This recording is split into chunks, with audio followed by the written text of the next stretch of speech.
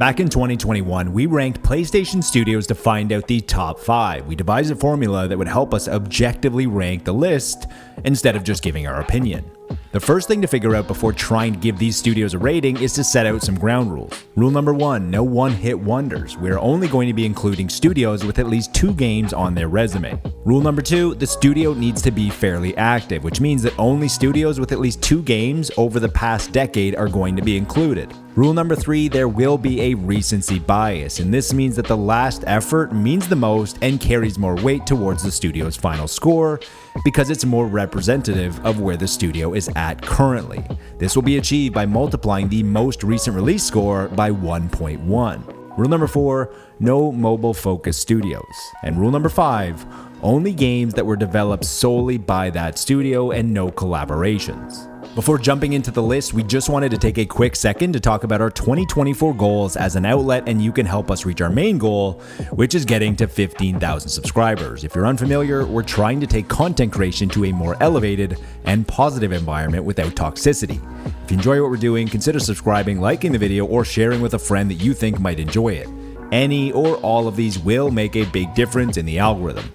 Before we start talking about the top 5 PlayStation studios, we want to give a shout out to the ones that weren't included, just missed the cut, and the ones that are currently ascending. Media Molecule and Ben have only developed and released 1 game in the last 10 calendar years, which means that both won't be included due to the rules that we laid out before creating this list.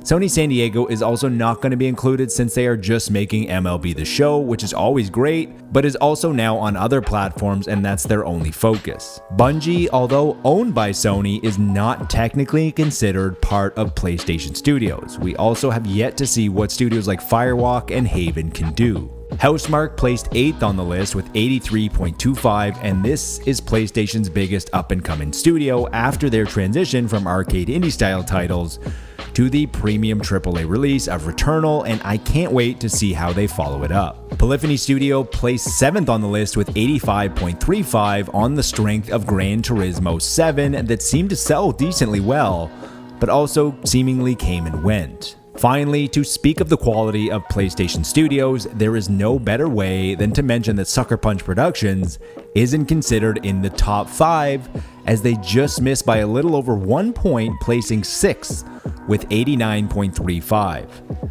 As much as we would love to see Sly Cooper make a full-fledged return, seeing the studio evolve from Sly Cooper to Infamous to Ghost of Tsushima has been quite a journey to watch, and their trajectory looks to be constantly heading upwards. Coming in at 5th place is Teamobi with 90.65.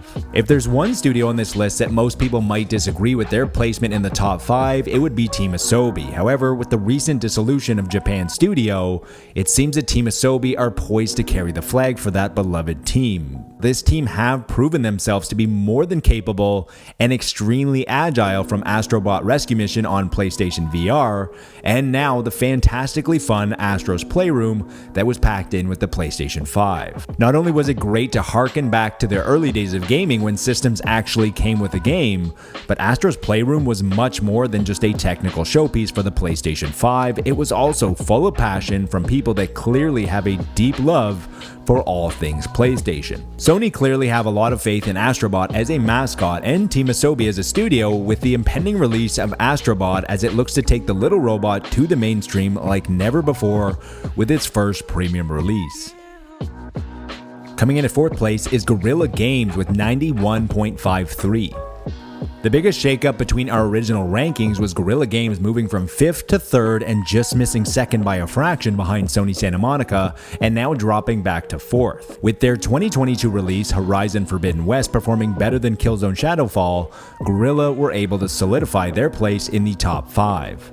Forbidden West feels about as safe as you can make a sequel. With a blueprint as good as Horizon Zero Dawn, Guerrilla refined what made the original such a great game: a bigger and more expansive world to explore, plus more robot dinosaurs. Guerrilla Games would also be one of the few studios on the shortlist to fill the Call of Duty void if needed. Back in 2004, the studio was given the monumental task to create a Halo killer with Killzone on the PlayStation 2. Although Killzone as a franchise never quite became the Halo killer that Sony would have liked, Guerrilla was still able to make some excellent games along the way. Here we are again, almost 2 decades later, with history repeating itself, and Killzone being on the very short list of IPs that make the most sense to become a prestige first-person shooter again for PlayStation. Killzone would also likely have a greater chance of success this time around due to the pedigree that the studio has shown after developing the Horizon series. It will be very interesting to see where Guerrilla Games goes from here. Coming in at third place is Insomniac with 93.5. It's hard to argue that any Sony first-party development studio is on a hotter streak at the moment than Insomniac, who seem to be producing excellent games at an unbelievable rate. Insomniac also doesn't seem to be slowing down anytime soon, with Marvel's Wolverine in development and likely landing in 2025.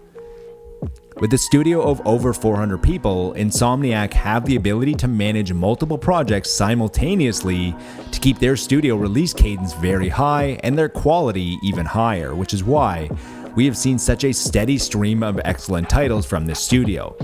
This also begs the question that if Wolverine is due out in 2025, what does Insomniac have planned for 2026? A new Ratchet title maybe, or another Marvel title, or possibly a revisit to some of their older IP like Sunset Overdrive or Resistance Fall of Man.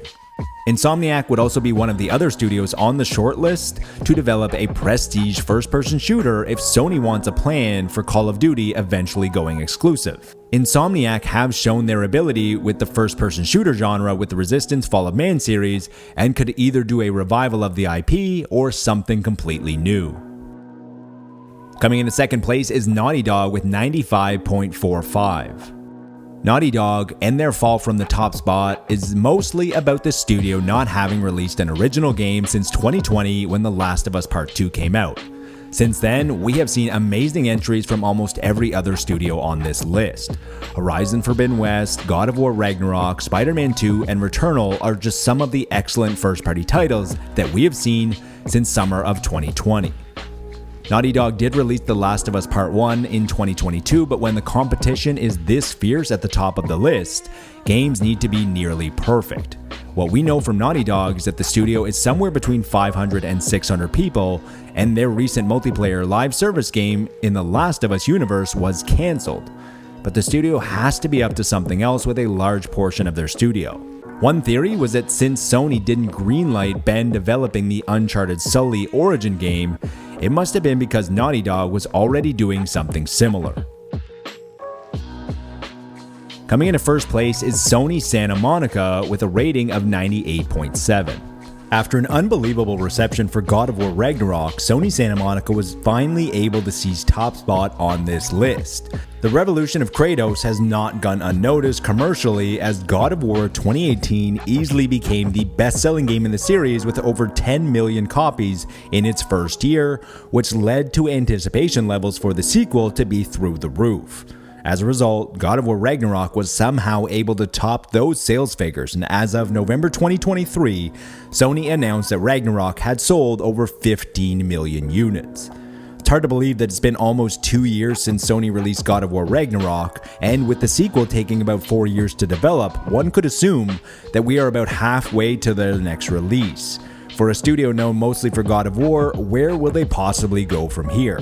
Whatever the studio decides to do, that is a question for another day, as for the foreseeable future, they will remain atop the list of best PlayStation studios. The rankings have had quite the shakeup since the original list that we compiled. Although the top 5 still remain the same, which makes sense, the placement of the top 5 has drastically been rearranged. While Team Asobi was 5th and remains 5th, everything else has changed. Guerrilla Games have slipped from 3rd to 4th, which is a testament to the quality of the top 5 PlayStation studios, and this is less about Guerrilla Games not doing something and more about what other PlayStation studios have done since then. With the release of Spider-Man 2, Insomniac have moved up the rankings to 3rd, and Naughty Dog no longer retain the top spot, as God of War Ragnarok supplanted Sony Santa Monica as the best PlayStation studio. Sony Santa Monica is also a testament to the formula that this list is based on, with the studio showing consistency with their last 2 releases being extremely high caliber, with 94 review averages for both. Until next time, remember to be nice to your fellow gamer, but more importantly, be nice to your fellow human.